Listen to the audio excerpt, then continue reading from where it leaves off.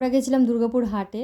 তো মাছ কিনতে আর একটু সবজি বাজার করতে। আর বেশিরভাগটা আর কি মাছই বাজার করলাম। বাটা মাছ, তারপর শঙ্কর মাছ। তো আসার সময় কিন্তু এখানে দেখছি এত সবজি আর অন্ধকার হয়ে গেছে।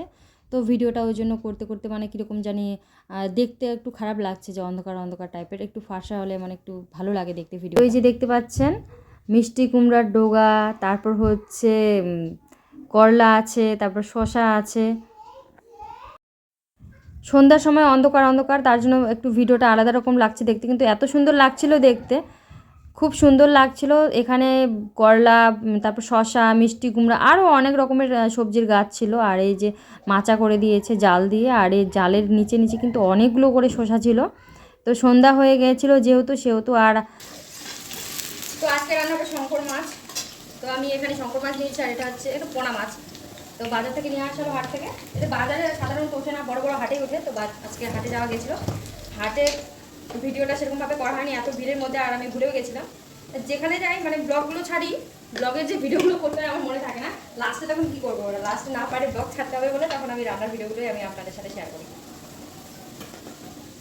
তো যেহেতু শঙ্কর মাছ আনা হচ্ছে আর আমি একাই খাই, তো বাড়িতে সেরকমভাবে সাধারণত আনা হয় না এই মাছটা।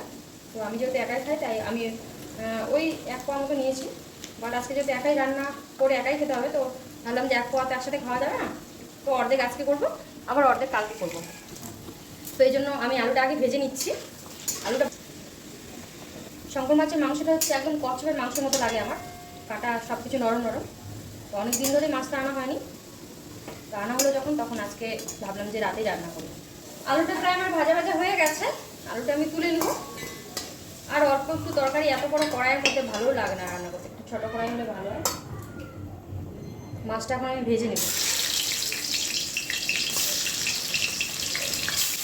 পিসগুলো একদম মানে ছোটো ছোটো করে, মাংসের পিসের মতো আছে।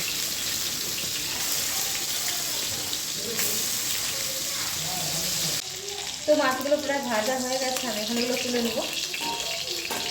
আলু মাছ সব ভাজা হয়ে গেছে, এখন মশলাটা ভালো করে করবো।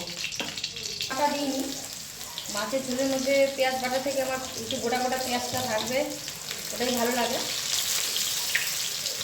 তো পেঁয়াজটা ভাজা হয়ে যাক তারপর। তো পেঁয়াজটা ভাজা হয়ে গেছে, টমেটোটা দিয়ে দিলাম, তার সাথে লঙ্কা বাটাটা যে ছিল সেটাও দিয়ে দিলাম। যেহেতু আমার সব কিছু ভাজা, ওই জন্য এটা আমি ভালোভাবে কষিয়ে নেবো এখন। এই দেখুন মশলাটা ভাজা প্রায় হয়ে গেছে, খুব ঝাঁজ বাড়াচ্ছে। আর আলুটা আমি দিয়ে দিলাম, আর একটু ভালোভাবে নেড়ে চেড়ে একটু, তারপর মাছটা দিয়ে আর একটু নেড়ে চেড়ে তারপর আমার তরকারি আজকে কমপ্লিট। তো আলু টালু সব কিছু দিয়ে ভালোভাবে কষিয়ে নিলাম, এবার মাছটা দিব। এবার প্রথম আমি মাছ রান্না করছি এই মাছটায়, কারণ জীবনে প্রথমেই বলবো, যতবার খেয়েছি মার হাতে রান্নাই খেয়েছি এই শঙ্কর মাছটা। আর শ্বশুর বাড়িতে এসে আলাদা করে কোনো বার কেনা হয়নি, এবারে প্রথম, তো এবারই প্রথম রান্না করছি, জানি না কীরকম হবে। তো বেগুন দিয়ে কীভাবে রান্না করবো ওটা আমি আর ভেবে পাচ্ছি না বলে, আর বাড়িতে বেগুনও নেই এই টাইমটা, অশীত বেগুনের টাইম নয়, শীতের সময় বেগুনের টাইমটা। তো এই যে আমার কষা প্রায় হয়ে যাচ্ছে, আর এখন ঝোলের জল দেবো। যেভাবে আর কি রান্না করি সেভাবেই করলাম, আর আলাদা করে এক্সট্রাভাবে কোনো কিছু করলাম না।